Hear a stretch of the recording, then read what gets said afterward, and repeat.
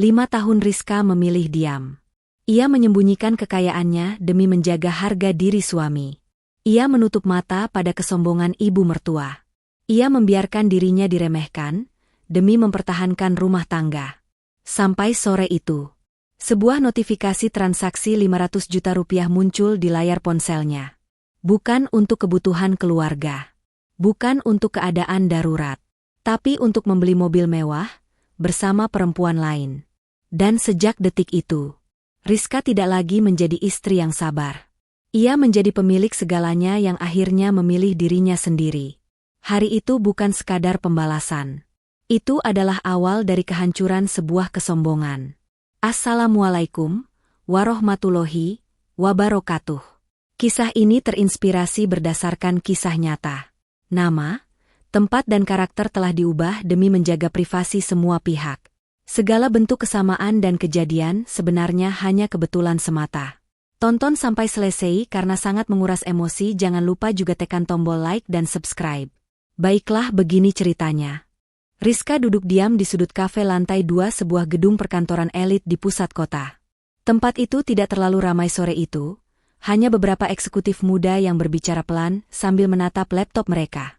Aroma kopi dan pastry hangat bercampur dengan wangi melati dari cangkir yang ada di hadapannya. Namun secangkir teh melati itu sudah kehilangan uapnya. Permukaannya tenang, nyaris tak tersentuh, seolah mencerminkan ketenangan semu yang sedang Rizka pakai sebagai topeng. Dari balik kaca besar yang membentang dari lantai hingga langit-langit, jalan raya terlihat sibuk. Klakson bersahutan, lampu kendaraan berkelip, orang-orang berjalan tergesa mengejar waktu. Tetapi perhatian Rizka tidak tertuju pada lalu lintas itu. Tatapannya terkunci pada sebuah bangunan megah di seberang jalan, showroom mobil mewah terbesar di kota ini. Dinding kacanya berkilau memantulkan cahaya matahari sore, memamerkan deretan mobil sport yang dipajang seperti karya seni mahal. Baru 1 jam lalu Rizka menyelesaikan rapat tahunan bersama Dewan Direksi. Sebagai pemilik tunggal perusahaan properti raksasa warisan ayahnya, ia terbiasa mengambil keputusan besar tanpa ragu. Ekspansi proyek baru disetujui, laba meningkat, dan para investor puas. Semua berjalan sesuai rencana. Di ruang rapat tadi, ia adalah sosok tegas dan visioner. Namun di kursi kafe ini, ia hanyalah seorang istri yang sedang memikirkan rumah tangganya yang retak tanpa suara. Gamis biru tua yang ia kenakan tampak sederhana namun elegan. Hijabnya terpasang rapi, tanpa perhiasan mencolok di tubuhnya. Tak seorang pun di kafe itu menyangka bahwa perempuan yang terlihat tenang tersebut adalah pemilik kerajaan bisnis bernilai triliunan rupiah. Selama 5 tahun pernikahan, ia sengaja menyembunyikan identitas besarnya dari banyak orang, termasuk dari lingkungan kerja suaminya, demi menjaga harga diri Tony. Lamunannya terputus ketika sebuah taksi berhenti tepat di depan pintu showroom. 2 wanita turun dengan langkah penuh percaya diri. Rizka menyipitkan mata. Ia mengenali siluet itu bahkan dari kejauhan. Wanita yang lebih tua dengan pakaian mencolok dan tas bermerek mahal adalah Ibu Mayang, ibu mertuanya. Di sampingnya, perempuan muda berambut tergerai dengan pakaian ketat yang menonjolkan lekuk tubuh adalah Indah. Jantung Rizka seakan berhenti sesaat sebelum kemudian berdetak cepat. Ia memperhatikan bagaimana Ibu Mayang tertawa lebar, merangkul bahu Indah dengan penuh kebanggaan. Gestur itu terlalu akrab, terlalu hangat untuk sekadar kenalan biasa. Keduanya melangkah masuk ke showroom dengan percaya diri, seperti pembeli besar yang siap menghamburkan uang. Perlahan, Rizka meraih ponselnya dan membuka kamera. Ia memperbesar gambar melalui lensa digital. Di dalam showroom, Ibu Mayang menunjuk sebuah sedan sport merah menyala yang dipajang di atas podium berputar. Mobil itu mencolok, agresif, mahal. Rizka tahu betul harganya, 3 miliar rupiah, karena sehari sebelumnya ia sendiri yang menandatangani pemesanan unit serupa sebagai hadiah untuk direktur operasionalnya yang berprestasi. Senyum tipis terukir di bibir Rizka, namun senyum itu getir. Ia tahu kartu kredit tambahan yang ia berikan pada Tony memiliki limit besar. Awalnya untuk keadaan darurat, untuk kebutuhan mendesak keluarga. Bukan untuk memamerkan kemewahan demi perempuan lain. Cangkir teh itu akhirnya ia angkat.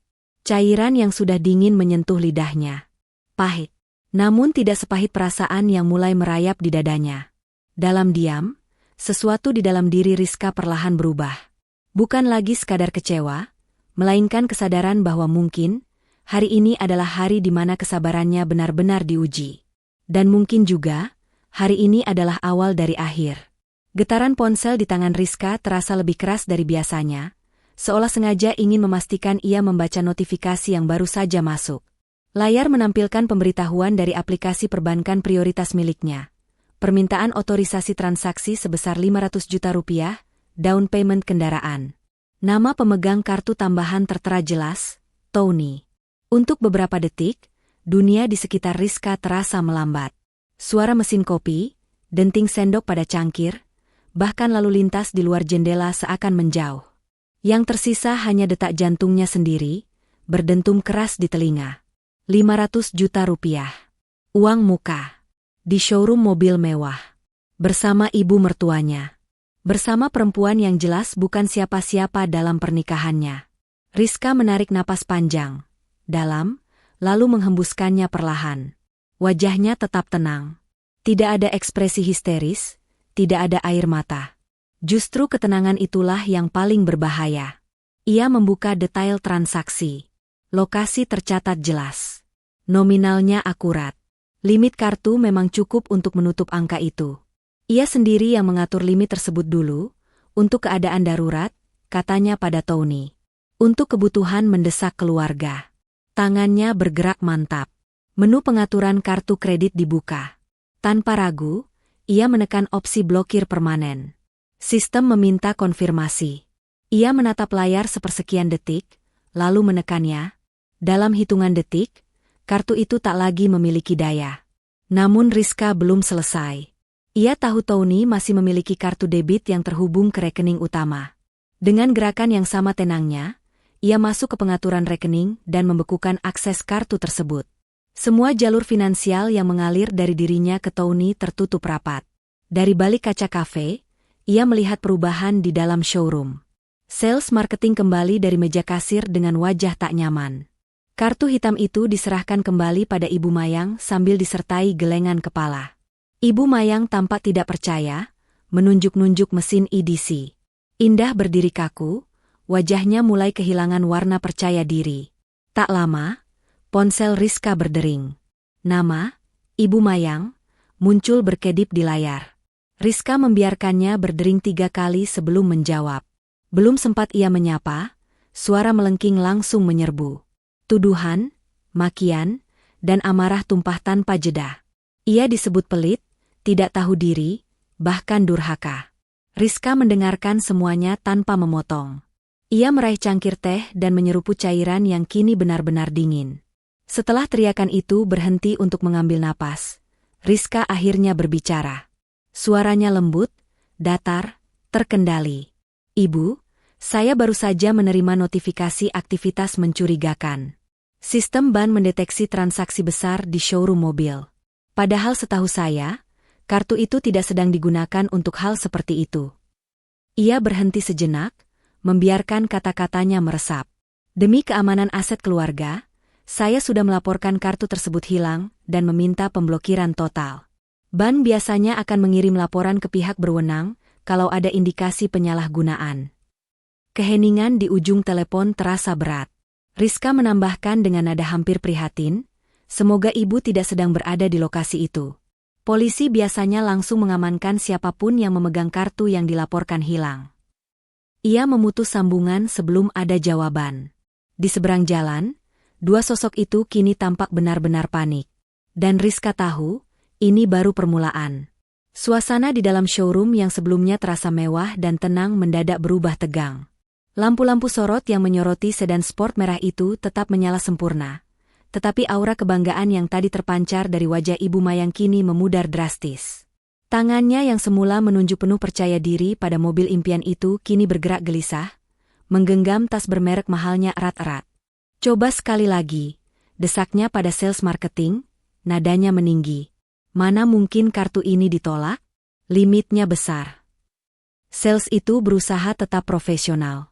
Ia menggesek ulang kartu hitam tersebut, memasukkan nominal uang muka yang sama, lalu menunggu mesin EDC memproses. Beberapa detik yang terasa seperti menit berlalu sebelum layar kembali menampilkan tulisan penolakan. Kali ini lebih tegas, transaksi tidak dapat diproses. Indah yang berdiri di samping mulai kehilangan senyum manisnya. Ia melirik Ibu Mayang dengan cemas. "Tante, gimana ini?" bisiknya pelan, namun nada paniknya tak bisa disembunyikan. Ibu Mayang mendesis kesal. Ia merasa dipermalukan di depan banyak orang. Beberapa staf showroom mulai saling pandang, menyadari ada sesuatu yang tidak beres. Salah satu kasir memberi kode halus kepada petugas keamanan yang berjaga tak jauh dari pintu masuk. Sementara itu, di seberang jalan, Rizka masih berdiri di dekat jendela kafe. Dari kejauhan, ia bisa membaca bahasa tubuh mereka. Ia tidak lagi merasa marah. Yang ada hanya ketegasan dingin yang terbangun dari luka panjang selama 5 tahun. Di dalam showroom, Ibu Mayang mulai meninggikan suara. Ia menuduh sistem error, menuntut manajer dipanggil. Indah terlihat semakin tidak nyaman. Beberapa pelanggan lain mulai memperhatikan. Bisik-bisik kecil terdengar di antara mereka. 2 petugas keamanan mendekat dengan sikap sopan namun tegas. "Mohon Ibu menunggu sebentar sampai proses administrasi selesai," ujar salah satu dari mereka. "Administrasi apa lagi?" bentak Ibu Mayang. "Saya ini calon pembeli mobil 3 miliar. Namun sebelum situasi semakin panas, pintu ruang VIP di lantai atas terbuka. Pemilik showroom turun dengan langkah mantap. Wajahnya tenang namun tajam. Ia mendengar laporan singkat dari staf, lalu menatap kartu yang ada di tangan sales. Ia mengeluarkan ponselnya dan menekan sebuah nomor. Beberapa detik kemudian, suara Rizka terdengar melalui pengeras suara. "Selamat sore," sapa Rizka dengan nada santun. "Apakah mobil pesanan saya sudah siap untuk pengiriman minggu ini?" Pemilik showroom menjawab cukup keras agar semua orang mendengar. Ia menjelaskan ada seorang ibu bernama Mayang yang ingin membeli unit yang sama dan mengaku anaknya seorang direktur kaya. Tawa kecil Rizka terdengar dari speaker. Tidak keras, namun cukup untuk membuat wajah Ibu Mayang menegang. "Sepertinya ada kesalahpahaman besar," ujar Rizka tenang. "Mobil merah itu sudah saya lunasi kemarin sore. Tolong jelaskan siapa saya, dan siapa sebenarnya Tony di perusahaan." Pemilik showroom mematikan sambungan dan berbalik menghadap Ibu Mayang. Dengan suara lantang dan jelas, ia mengumumkan bahwa mobil tersebut telah dibayar lunas oleh Rizka, pemilik perusahaan properti besar yang juga rekan bisnisnya. Ia menambahkan bahwa Tony hanyalah staf administrasi biasa, bukan direktur seperti yang diklaim. Kata-kata itu seperti bom yang meledak di ruangan. Indah mundur beberapa langkah, wajahnya pucat pasi. Tatapannya pada Ibu Mayang berubah. Bukan lagi kagum, melainkan penuh keraguan dan jijik. Sementara Ibu Mayang berdiri membeku, menyadari bahwa kebohongan yang selama ini dibangun runtuh dalam sekejap. Dan di seberang jalan, Rizka tersenyum tipis. Babak pertama telah selesai. Sementara kekacauan terjadi di showroom, suasana di lantai 15 gedung perusahaan justru tampak seperti biasa. Para karyawan bekerja di balik meja masing-masing. Suara ketikan keyboard terdengar bersahut-sahutan. Namun di salah satu ruangan bersekat kaca buram, Tony berdiri dengan wajah kesal.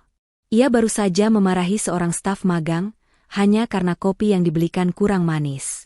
"Kerjaan kecil saja tidak becus," bentaknya, membuat pemuda itu menunduk ketakutan. Tony menikmati momen-momen seperti itu. Meski jabatannya hanya staf administrasi senior, semua orang tahu ia adalah suami pemilik perusahaan. Status itu memberinya kuasa semu yang selama ini ia banggakan. Ia duduk di kursinya dengan pongah, membuka ponsel untuk memeriksa pesan dari Indah.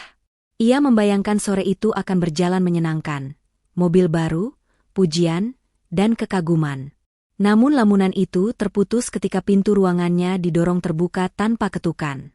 Dito, asisten pribadi Rizka, melangkah masuk dengan wajah serius. Di belakangnya, manajer HRD dan 2 petugas keamanan berdiri tegap. Aura ruangan langsung berubah. "Ada apa ini?" tanya Tony dengan nada tak suka. Tanpa basa-basi, manajer HRD membuka map tebal berwarna merah. Suaranya formal dan tegas saat membacakan isi surat. "Pemutusan hubungan kerja tidak hormat, berlaku efektif per detik itu juga." Tony tertawa pendek, penuh ejekan. "Kalian bercanda? Saya suami pemilik perusahaan. Dito menatapnya tanpa ekspresi. Ibu Rizka sendiri yang menandatangani surat ini 5 menit lalu. Senyum Tony memudar. HRD melanjutkan dengan memaparkan daftar pelanggaran, manipulasi laporan pengeluaran, pemalsuan struk perjalanan dinas, klaim hiburan fiktif yang ternyata digunakan untuk liburan pribadi. Total kerugian perusahaan selama 2 tahun terakhir disebutkan dengan angka yang membuat ruangan terasa semakin sempit. Wajah Tony berubah pucat. Ia mencoba menyangkal, namun bukti tercetak rapi di dalam map merah itu, lengkap dengan tanggal, tanda tangan, dan rekaman CCTV pendukung. Semua ini sudah diaudit, ujar Dito singkat. Petugas keamanan melangkah maju. Laptop kantor diambil. Ponsel perusahaan diminta. Kunci mobil dinas dilepaskan dari tangannya. Satu persatu simbol status yang selama ini ia banggakan hilang. Kamu punya 5 menit untuk membereskan barang pribadi, tambah Dito. Karyawan di luar ruangan mulai melirik ke arah kaca. Bisik-bisik terdengar. Untuk pertama kalinya, Tony merasakan tatapan yang bukan lagi penuh rasa segan, melainkan campuran iba dan sindiran. Ia memasukkan barang-barangnya ke dalam kardus bekas dengan tangan gemetar. Harga dirinya runtuh perlahan. Saat digiring keluar menuju lift, langkahnya terasa berat. Di lobi, kartu akses yang tergantung di lehernya dilepas dan dipatahkan di depan mata banyak orang. Pintu gedung terbuka. Sinar matahari sore menyilaukan. Dalam 1 hari, Tony kehilangan jabatan, kekuasaan, dan ilusi yang selama ini ia bangun. Namun ia belum tahu, itu baru setengah dari kejatuhannya. Tony berdiri di trotoar depan gedung kantor dengan kardus di tangan. Jas yang tadi terasa gagah kini seperti kostum pinjaman yang tak lagi pantas ia kenakan. Udara sore terasa lebih panas dari biasanya, atau mungkin hanya pikirannya yang mendidih. Dengan sisa uang tunai di dompet, ia menyetop taksi tua yang melintas. Sepanjang perjalanan menuju rumah, pikirannya dipenuhi amarah. Ia menyusun kalimat-kalimat kasar untuk Rizka. Dalam benaknya, ia adalah suami yang dipermalukan, kepala keluarga yang tidak dihargai. Ego itu masih berusaha bertahan, meski realitas sudah mulai meretakannya. Taksi berhenti di depan gerbang rumah mewah mereka. Rumah bergaya modern minimalis itu berdiri megah di dalam kompleks elit, dikelilingi taman rapi dan pagar tinggi otomatis. Tony turun dengan langkah tergesa, menekan kode sandi yang sudah 5 tahun ia hafal. Bip. Lampu merah menyala. Akses denied. Tony mengernyit. Ia mencoba lagi, lebih pelan. Bip. Ditolak. Ia merasakan denyut aneh di pelipisnya. Jarinya kembali menekan kombinasi angka yang sama. Hasilnya tetap. Gerbang tidak bergerak sedikit pun. Buka, teriaknya sambil menggedor pagar besi. Pak Satpam. Buka. Tak ada jawaban dari dalam rumah. Tirai-tirai tertutup. Tidak terlihat aktivitas. Rumah itu terasa asing, seolah bukan lagi miliknya. Langkahnya mundur beberapa meter saat matanya menangkap sesuatu di dekat pos Satpam kompleks. 3 koper besar tersusun rapi. Di atasnya, beberapa tas pakaian dan sebuah kardus kecil yang sangat ia kenal. Itu barang-barangnya. Tony berjalan mendekat dengan langkah goyah. Di atas koper paling atas tertempel selembar kertas putih. Tulisan tangan Rizka jelas terbaca. Barang-barangmu sudah dikemas. Mulai hari ini, kamu tidak diizinkan memasuki properti atas nama saya. Tolong hormati keputusan ini. Tidak ada makian. Tidak ada emosi berlebihan. Hanya kalimat tegas yang terasa lebih menyakitkan dari bentakan apapun. Satpam kompleks yang biasanya menyapanya dengan hormat kini keluar dengan wajah kaku. Maaf, Pak Tony. Kami mendapat instruksi langsung dari Ibu Rizka. Bapak tidak boleh masuk. Kalau memaksa, kami akan panggil pihak berwenang. Nada itu formal, tanpa empati. Tony terduduk lemas di aspal, di samping koper-kopernya sendiri. Rumah yang selama ini ia anggap milik bersama ternyata seluruhnya atas nama Rizka. Mobil, tanah, bahkan perabot mahal di dalamnya. Semuanya bukan miliknya. Ia merogoh ponsel dan mencoba menghubungi Rizka. Panggilan langsung terputus. Nomornya diblokir. Tangannya bergetar saat mencoba menelepon ibunya. Tak ada jawaban. Beberapa menit kemudian, layar ponselnya menyala. Pesan dari nomor tak dikenal masuk singkat dan jelas. Ibu Anda dan seorang wanita bernama Indah saat ini diamankan di kantor polisi terkait dugaan penyalahgunaan kartu kredit. Dunia terasa gelap. Dalam satu hari, Tony kehilangan pekerjaan, rumah, dan kehormatan. Dan kini, ia sadar, ia bahkan tak punya tempat untuk pulang. Dengan wajah kusut dan langkah gontai, Tony menyeret koper besarnya memasuki kantor polisi sektor setempat. Kardus berisi barang-barang pribadinya masih ia jepit di bawah lengan. Bau kertas tua dan pendingin ruangan yang terlalu dingin menyambutnya. Ruangan itu terang, namun terasa pengap oleh ketegangan. Di sudut ruang tunggu, ia melihat Ibu Mayang duduk dengan bahu merosot. Riasannya luntur, menyisakan garis hitam samar di bawah mata yang sembab. Tas bermerek yang tadi dibanggakan kini tergeletak tak berdaya di lantai. Di sampingnya, Indah duduk dengan tangan bersedekap, wajahnya keras dan penuh kekesalan. Begitu melihat Tony, Ibu Mayang berdiri dan langsung memeluknya erat. "Tony, mereka menuduh ibu penipu. Ini semua salah istrimu," ratapnya tanpa jeda. Namun pelukan itu terlepas saat matanya menangkap koper dan kardus yang dibawa Tony. Tatapannya berubah, dari tangis menjadi curiga. "Kenapa kamu bawa barang-barang begitu?" Indah berdiri perlahan, matanya menyipit. "Mana mobil dinasmu?" tanyanya tajam. "Kenapa kamu kelihatan kayak orang diusir?" Tony membuka mulut, tapi tak ada kata keluar. Kebisuannya adalah pengakuan paling jujur. Indah tertawa pendek, sinis. "Jadi benar ya? Kamu bukan direktur? Semua cuma omong kosong?" Suaranya meninggi.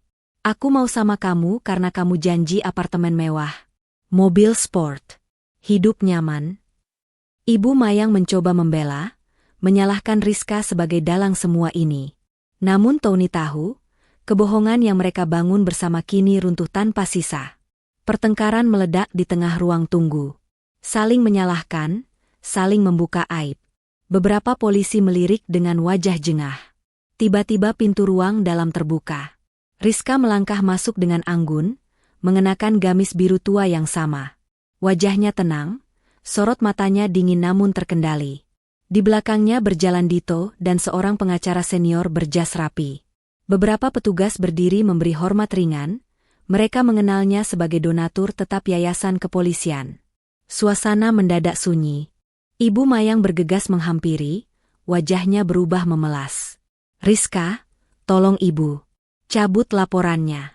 Ibu nggak tahu apa-apa." Rizka mundur selangkah, menjaga jarak. "Saya sudah mencabut laporan terkait percobaan transaksi itu," ucapnya tenang. "Kalian bisa pulang malam ini." Wajah Ibu Mayang berbinar sesaat. Namun kalimat berikutnya menghancurkan harapan itu. "Mulai detik ini, saya memutus semua hubungan finansial dan hukum dengan Tony dan keluarganya. Tidak ada lagi akses rekening. Tidak ada lagi fasilitas. Tidak ada lagi perlindungan." Tony menatapnya tak percaya. "Rizka, kita bisa bicara baik-baik." "Kita sudah 5 tahun berbicara," potong Rizka lembut. "Sekarang saatnya menerima konsekuensi." Indah mendengus jijik. Ia meludah ke lantai dekat sepatu Tony sebelum berbalik pergi tanpa pamit.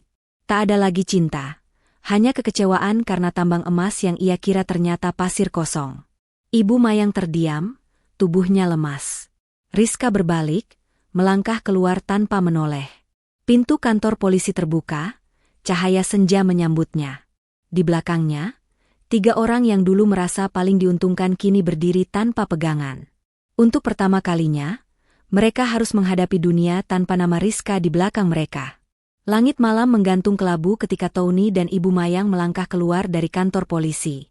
Tidak ada mobil yang menunggu. Tidak ada sopir pribadi. Tidak ada kartu kredit yang bisa digesek untuk sekadar memesan hotel. Trotoar di depan kantor polisi terasa dingin dan asing. Ibu Mayang memeluk tasnya erat-erat, seolah itu satu-satunya benda berharga yang masih tersisa. "Kita harus ke rumah," katanya cepat, setengah memerintah. Tony tertawa hambar. "Rumah mana?" Suaranya serak. "Gerbangnya sudah nggak bisa saya buka." Ibu Mayang menatapnya tak percaya. "Maksud kamu?" "Semua atas nama Rizka," jawab Tony pelan, seperti mengakui dosa yang baru ia pahami besarnya. Rumah, mobil, rekening, semua. Keheningan jatuh di antara mereka, berat dan menyakitkan. Untuk pertama kalinya, Ibu Mayang terlihat kehilangan arah. Selama ini ia begitu yakin putranya menikahi wanita kaya adalah jaminan masa tua yang aman. Ia merasa berhak atas kemewahan itu. Kini kenyataan menampar tanpa ampun. Ini semua salah kamu. Tiba-tiba ia meledak. Kalau kamu bisa mengatur istrimu, kita nggak akan begini. Tony menoleh tajam. Salah saya? Ibu yang bawa Indah ke showroom? Ibu yang pakai kartu itu? Pertengkaran kecil pecah di pinggir jalan. Orang-orang yang lewat melirik sekilas sebelum kembali berjalan. Tak ada lagi rasa malu yang bisa diselamatkan. Setelah beberapa menit saling menyalahkan, energi mereka habis. Mereka akhirnya berjalan tanpa tujuan, menyeret koper yang rodanya berdecit pelan di aspal. Uang tunai Tony tinggal sedikit, bahkan tidak cukup untuk menyewa kamar hotel di kawasan itu. Mereka berhenti di sebuah taman kota yang mulai sepi. Bangku kayu di bawah lampu jalan menjadi tempat singgah sementara. Tony duduk, menatap kosong ke depan. Ibu Mayang diam, wajahnya kaku. Untuk pertama kalinya dalam hidupnya, Tony merasakan benar-benar tidak punya apa-apa. Selama ini ia merasa menjadi lelaki berhasil, dihormati di kantor, disegani di keluarga. Namun semua itu ternyata berdiri di atas fondasi yang bukan miliknya. Ia teringat bagaimana Rizka selalu berbicara lembut, jarang membantah, dan tidak pernah memamerkan kekuasaan. Ia mengira itu tanda kelemahan. Padahal itu adalah bentuk kedewasaan yang kini justru menghancurkannya dengan satu keputusan. Angin malam berhembus pelan. Lampu taman berkedip redup. Tony menunduk, menyadari untuk pertama kalinya bahwa ia tidak pernah benar-benar membangun hidupnya sendiri. Ia hanya menumpang pada bayang-bayang istrinya. Di sebelahnya, Ibu Mayang mulai menangis pelan. Bukan lagi karena marah, tetapi karena takut. Takut menghadapi hari esok tanpa uang, tanpa rumah, tanpa nama besar untuk dibanggakan. Malam itu terasa panjang. Dan untuk pertama kalinya, mereka tidak memiliki siapapun untuk dijadikan sandaran. Pagi datang dengan cahaya keemasan yang menembus jendela besar ruang kerja Rizka. Dari lantai tertinggi gedung perusahaan, kota tampak tenang dan teratur, berbanding terbalik dengan kekacauan yang baru saja ia lalui sehari sebelumnya. Ia berdiri di depan kaca, kedua tangan terlipat di depan dada, menatap matahari yang perlahan naik. Untuk pertama kalinya setelah bertahun-tahun, dadanya terasa ringan. Bukan karena ia berhasil mempermalukan Tony dan Ibu Mayang. Bukan karena balas dendamnya sempurna. Tetapi karena ia akhirnya memilih dirinya sendiri. Selama 5 tahun, Rizka menekan identitasnya, menyembunyikan kapasitasnya, bahkan merendahkan pencapaiannya demi menjaga ego seorang suami. Ia membayar utang keluarga Tony tanpa keluhan.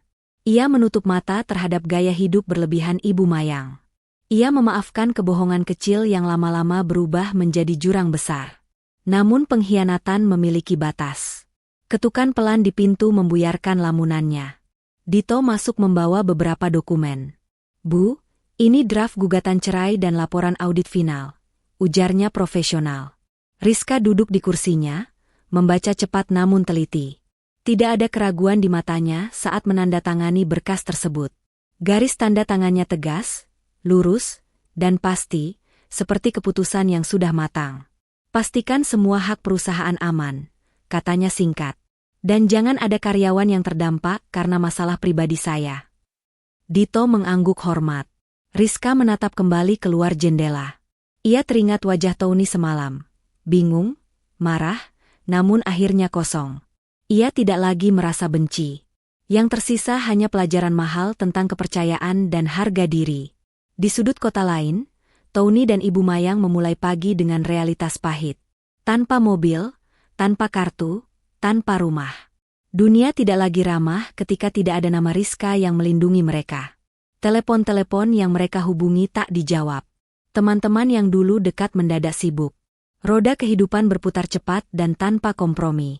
Sementara itu, Rizka melangkah ke ruang rapat untuk memulai hari kerja seperti biasa. Para direksi berdiri menyambutnya.